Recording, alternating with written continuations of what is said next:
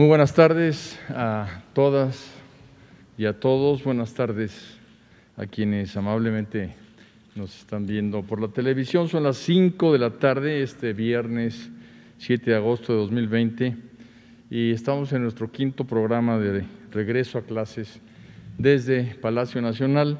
Les agradezco que nos acompañen a todas y a todos ustedes, y seguimos recibiendo pues muchas comentarios, preguntas en nuestras redes sociales, teléfonos, plataforma, que volvemos a compartir con ustedes en la pantalla. Si están en casita o en cualquier lugar, que puedan tomarle una foto para que se puedan comunicar con nosotros por esos teléfonos, ese correo electrónico, para resolver cualquier duda que tengan con respecto a Regresa a clases en Aprende en Casa 2. En términos de lo que hemos recibido, también quisiera exponer aquí muy rápidamente los números que tenemos, que son en Educatel 3,097 preguntas, ya subió la cifra. En redes sociales 23,265 y en correo electrónico 5,498. Estamos aquí para eso, para resolver dudas, y pues todos los días, incluyendo sábado y domingo, estaremos puntuales a las 5 de la tarde en estos canales 14 y 11. El día de hoy vamos a abordar el tema de inscripciones, reinscripciones y procesos de admisión en instituciones de educación media superior, y para ello me acompaña el subsecretario de Educación Media Superior, Juan Pablo Arroyo, y el titular de la Unidad de Asuntos Jurídicos, Enrique Quirós. Vamos a empezar, como todas las tardes, respondiendo preguntas del público. La primera es que si han considerado el impacto psicológico en los jóvenes de bachillerato que se está provocando por el distanciamiento social, y le pedimos a Juan Pablo que nos pueda comentar sobre este tema tan importante. Sí, con gusto, señor secretario. Buenas tardes a todas y a todos. Ciertamente, desde que se procedió al retiro a casa, hemos ubicado que era importantísimo apoyar a los jóvenes y a sus familias en el aspecto socioemocional. Los jóvenes de 15 a 18 parece ser que no sufren, pero tienen mayor padecimiento, y por ello hemos desarrollado toda una actividad para atenderlos en casa con una plataforma que se llama Jóvenes en Casa, y que tiene una serie de elementos, tiene juegos, tiene concursos, tiene seminarios en línea. Cada miércoles hay una conferencia que hemos tenido mucho éxito. Llegaron hasta 45,000 jóvenes o personas a conectarse y escucharlo. También tenemos es un espacio para que ellos se intercomuniquen entre sí, para poder tener relación, pero por vía internet o por vía WhatsApp, y eso ha generado algunas actividades muy interesantes para esos fines. Una vez que reiniciemos las actividades a distancia, este programa va a seguir trabajando, y vamos a agregarle además el programa de televisión para poder tener un soporte más en la atención a estos jóvenes, y les dedicamos muchas actividades para que puedan desarrollar su tiempo en casa. Muchas gracias, Juan Pablo. Yo quiero comentarles y recordarles que cuando presentamos el calendario escolar hay una semana de capacitación previa a los consejos técnicos escolares, y ahí dentro de la capacitación también vendrá un tema muy importante de todo lo que es el tratamiento socioemocional de nuestras niñas, niños y jóvenes, y una encuesta que aplicamos muy grande. Es una encuesta de más de 100,000 niñas, niños y jóvenes que participaron en Aprende en Casa. Vimos que a menor edad, menor problema, que incluso la mayoría de los niños de edad temprana declaraban sentirse muy contentos y quizás es precisamente por estar con sus familia y acompañados, pero a medida que la edad es mayor y en particular en media superior, la situación ya cambiaba y se sentían pues mucho más deprimidos, mucho menos felices que el resto de los niños. Entonces, sí es un tema que hemos captado y que tanto en capacitación como en las propias materias de tanto secundaria como media superior están incorporados ya la asignatura de vida y apoyo socioemocional. La segunda pregunta, tenemos si este ciclo escolar se estudiará solamente en televisión o se puede usar Internet. Como nosotros hemos estado informando, el fortalecimiento de la cobertura de televisión es precisamente para poder atender a la mayoría de la población mexicana, 94%, esto quiere decir más de 9 de cada 10 niñas y niños que están en edad escolar tienen posibilidad de seguir por televisión estos cursos, pero también lo pueden hacer por Internet. Y lo pueden hacer por Internet no solo desde una computadora, una laptop o una herramienta digital, también por el teléfono celular, como vimos que se hizo en Aprende en Casa, en donde incluso fue la herramienta más utilizada para seguir sus clases, el teléfono celular. En la investigación que hicimos alrededor de este tema, vimos que incluso superó por mucho las expectativas que teníamos de su uso, ya que en las estadísticas aparecía que solo el 30% de las familias tenían acceso a Internet para poder trabajar en casa en materia educativa, pero en la práctica nuestras mediciones nos llevaron a considerar que alrededor del 52–53% de los estudiantes en Aprende en Casa siguieron sus estudios a través de Internet. La respuesta es sí, se puede ver por Internet, se puede ver por televisión y muchas escuelas nos han precisamente dicho que van a seguir las maestras y los maestros a sus alumnos vía Internet. La tercera pregunta es ¿cuándo volverá a operación la preparatoria abierta en la Ciudad de México? Juan Pablo. Teníamos un tema de presentación de exámenes. La preparatoria abierta es un sistema autocontrolado. La persona que concurre diseña su tiempo y su programa, pero sí tiene que ir a presentar exámenes a los centros de preparatoria abierta.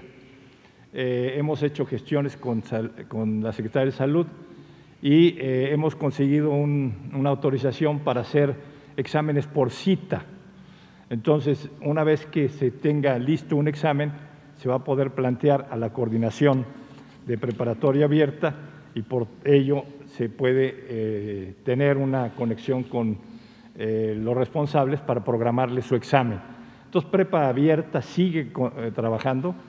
Tenemos una gran cantidad de personas, no necesariamente tan jóvenes, muchos adultos usan este servicio o muchas personas que tienen otras actividades que no les dejan ir a la escuela durante tiempo determinado, ellos usan preparatoria abierta.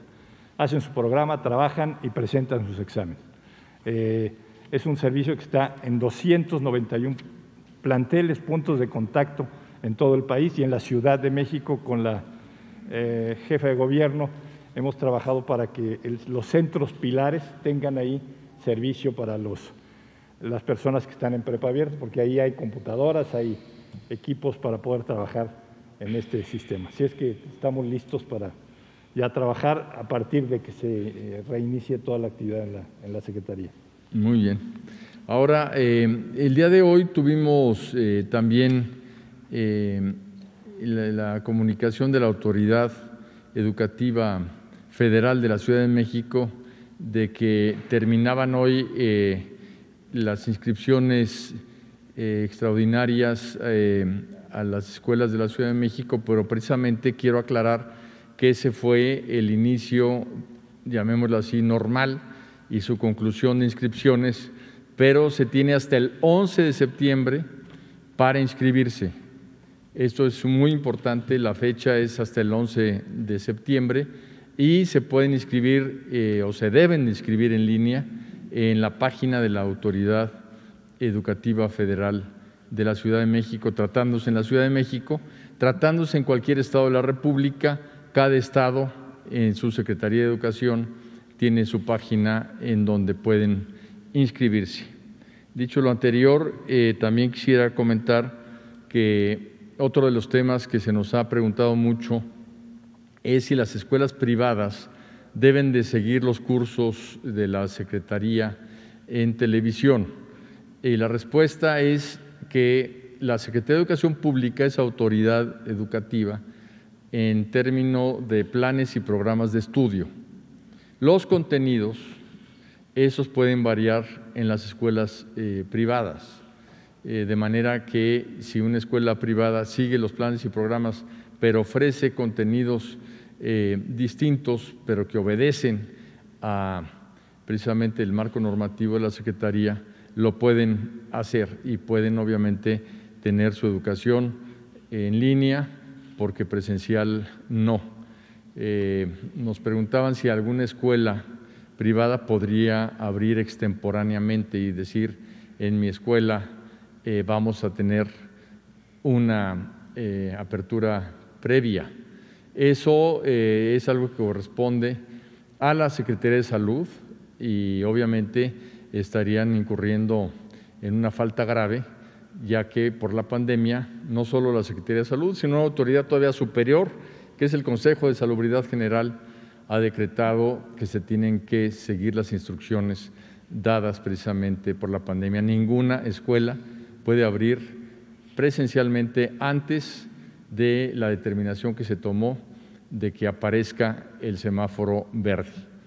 Dicho lo anterior, pasamos a las preguntas de nuestros compañeros de la prensa. Empezamos por aquí.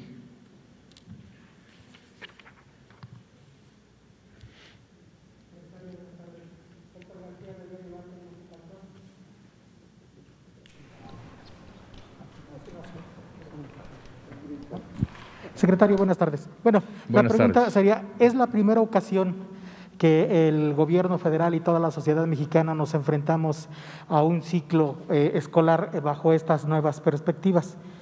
Lo que le quiero preguntar, ¿cuáles son las expectativas de las autoridades educativas del país para que los estudios, el aprovechamiento académico no decaiga en todo el alumnado?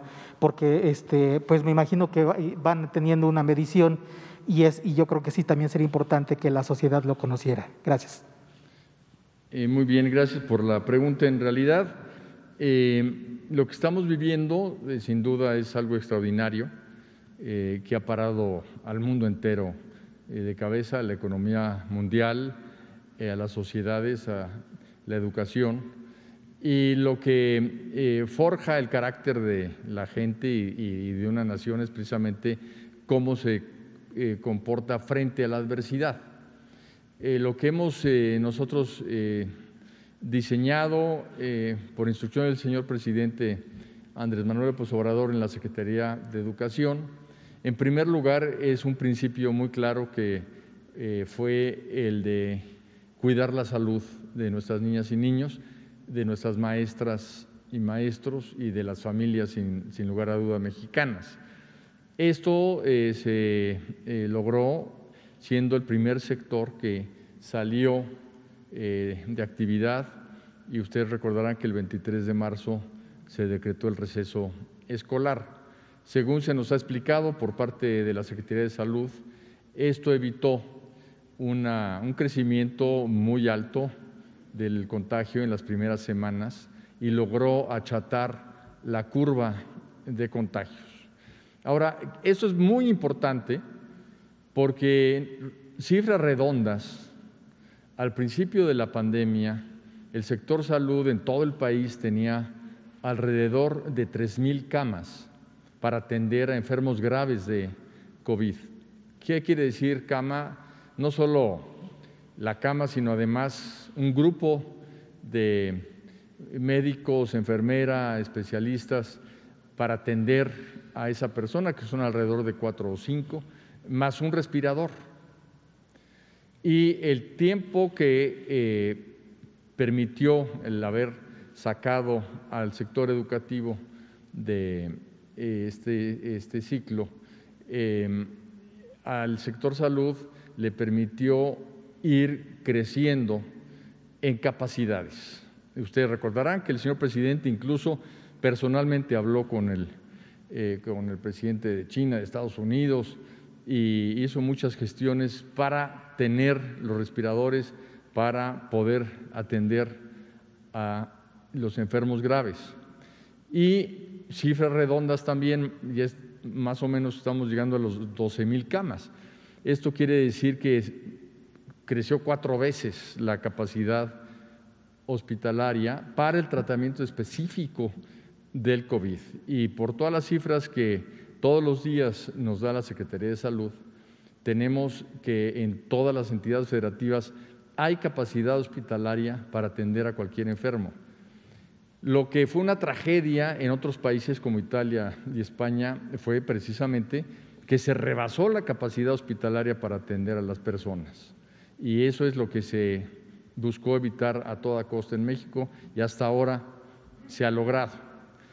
Y esa salida de actividad del sector educativo pensamos que es muy importante, ya que en cifras redondas, en el momento en que se decretó el receso escolar en todos los niveles, que incluye también a los maestros y a los trabajadores de la educación, estamos hablando que salieron alrededor de 38 millones de personas de la actividad.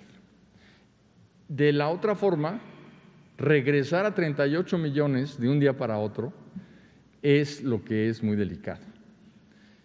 Y por eso hemos dicho que no es viable, por las condiciones de la evolución de la pandemia en México, regresar a clases presenciales. En otros países que lo han hecho pensando que ya es tiempo de regresar a la escuela, han tenido rebrotes muy grandes, y la lista es muy grande de países que han tenido que abrir y cerrar las escuelas. Entonces, no había alternativa. Sabemos que las familias pues están cansadas, que tienen enojo, que tienen miedo, que tienen ya impaciencia por regresar a una vida más normal, y que la escuela también les ayude a poder ir a trabajar sin estar preocupados de que dejaron a sus hijos en su casa, pero esto no es posible, no hay alternativa, y lo que se buscó es, dentro de las alternativas que tenemos, es dar la mejor educación posible, con la mayor calidad y con la mayor cobertura, una educación equitativa que le llegue a la mayoría de los mexicanos y que también sea de calidad. Nuestras expectativas entonces son precisamente esas, que los aprendizajes esperados se logren, y estamos haciendo todo para que eso sea así. Se diseñó un sistema para tener maestros que estén destacados por su capacidad de transmitir sus conocimientos. Vamos a tener invitados especiales en los programas para que gente de muy alto nivel académico, social, humanista, sean parte de este esfuerzo. Y en cobertura logramos este acuerdo con las televisoras y radiodifusoras para poder ampliar nuestra capacidad de llegar al mayor número posible de mexicanas y mexicanos. En materia digital, por ejemplo, en Aprende en Casa tenemos una cifra que casi llega al 1,000,000 de maestras y maestros que se capacitaron en herramientas digitales. Esto es un salto muy importante que no hubiéramos logrado quizás el resto del sexenio, porque capacitar a 1 millón de personas no es sencillo. Y lo hicimos para todos de manera gratuita. No gastamos un centavo en ello. E incluso a 15 millones de alumnos y alumnas se les dio una cuenta de correo electrónico y pudieron participar en Internet. Entonces, tenemos 1 millón de maestros capacitados y 15 millones de alumnos adicionales a los que ya había, que ya cuentan con acceso al Internet. Esto, sin duda, es algo muy importante para la educación pública mexicana y la privada, porque esto lo abrimos a todos y se inscribieron el que quiso, pero es un salto adelante que nos habla de que no todos son malas noticias. Vamos a tener en este inicio del segundo ciclo del inicio escolar 2021 también capacitación para poder seguir en esta tendencia y trayectoria, y los programas que estamos diseñando pues están diseñando para que sean interesantes, lúdicos y que atrapen a los alumnos en el aprendizaje desde su hogar. Si tenemos éxito, lo que va a suceder terminando la pandemia es que seguramente nos van a pedir que en la educación mexicana continúe, además de la educación presencial, un reforzamiento a distancia. Esa sería la expectativa del sector educativo. A ver, por acá. Los dos, si quieres, empezamos contigo. Buenas tardes, Arturo Contreras, de Pie de Página. Una pregunta de redes sociales de los lectores. ¿Qué pasará con los maestros que están contratados por cada ciclo escolar y que se les renueva el contrato cada ciclo? Están un poco preocupados porque pues están como en vilo. ¿Y cómo será el reparto de los libros de texto? Gracias.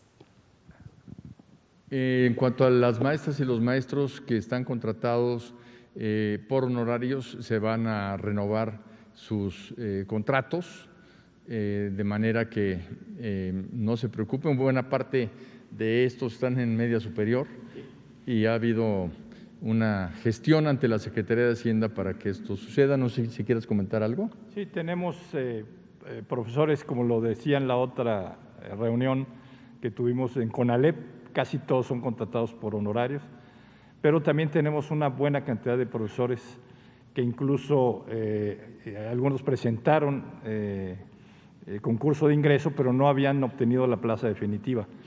Tenemos ya el acuerdo con el titular de la Administración y Finanzas de la Secretaría que vamos a darles prórroga de sus contratos para que no tengamos ese deficiente. En cuanto a los libros de texto gratuito, ya se empezaron a enviar los libros a los estados. Tenemos un avance de alrededor del 60% ya en los estados y continuaremos enviándolos para que lleguen en su totalidad. Cada estado tendrá una forma diferente de distribuirlos de acuerdo a las regiones que lo conforman, pero digamos que platicando hace 2 días con todos los secretarios de Educación de los estados de la República, lo que más se inclinaban las secretarias y los secretarios era en que llegaran a las escuelas y que avisaran a los madres y padres de familia que ya estaban los libros en las escuelas, pero que les dieran una cita escalonada para que pudieran ir a la escuela en diferentes momentos y que no hubiera conglomeraciones para recoger los libros. El próximo domingo estará aquí con nosotros el director de la CONALITEG, Antonio Mesa, para que hablemos con mucho mayor precisión sobre este tema. Gracias, Pedro. Buenas tardes, secretario. Buenas tardes, subsecretario. Carlos Avaroa, del 1+1. La pregunta es para el maestro Arroyo al respecto de lo siguiente. Entonces, en las clases a nivel media superior, igual que las clases de la educación básica, se darán también por televisión. Habrá un pool de programación en todas las televisoras, todos dividido también para dar estas clases, ¿verdad? La primera pregunta. Y la segunda, una es muy breve. ¿Cuál va a ser hasta dónde va a ser el papel presente de los profesores del nivel medio superior para auxiliar estas clases? Sí, las dos preguntas se responden con lo mismo. La atención a todos los alumnos y alumnas va a seguir en contacto personal con los docentes. El 28 de agosto vamos a tener los grupos armados de todos los reinscritos y el 14 y 18 de septiembre los de nuevo ingreso. Entonces vamos a tener ya los grupos integrados y el director le pasa la lista de grupo con sus datos de comunicación, correo electrónico, teléfono y domicilio, para que el profesor se responsabilice de establecer la relación de trabajo con cada alumno. Lo que tenemos en televisión es un soporte a ese trabajo, que van a empezar desde las 8 de la mañana hasta las 12 del día y después se va a repetir en la tarde para aquellos jóvenes que quieran entrar a horas diferentes porque tienen trabajo o porque hay un hermanito que ve primaria primero, etcétera. Entonces se tiene programado un canal específico y en horarios diferentes. Y hay un servicio de telebachillerato comunitario que se va a abrir a todo el país para que ahí cursen incluso temas de asignaturas específicas, pero siempre en apoyo al trabajo de los docentes que tendrán relaciones directas con sus alumnos.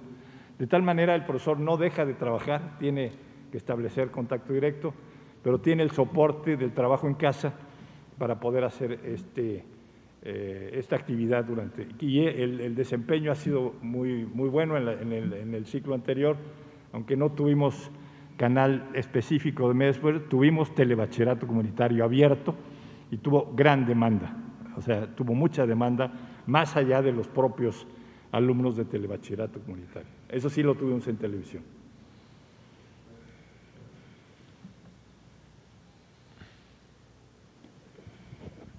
Gracias, secretario. Buenas tardes. Angélica Rivera, de Canal 11. Nada más para precisar lo que usted estaba aclarando al inicio, la fecha límite para la inscripción en línea va a ser el 11 de septiembre. Esto solo es en la Ciudad de México, en el resto del país, y para educación básica o para todos los niveles, por favor. Esto es para educación básica y la fecha es nacional. Esto se ha convenido con todos los estados de la República. ¿Perdón? La fecha límite el 11 de septiembre. Muy bien, se nos ha acabado el tiempo. Nos vemos mañana de nuevo a las 5 y muchas gracias a todas y a todos.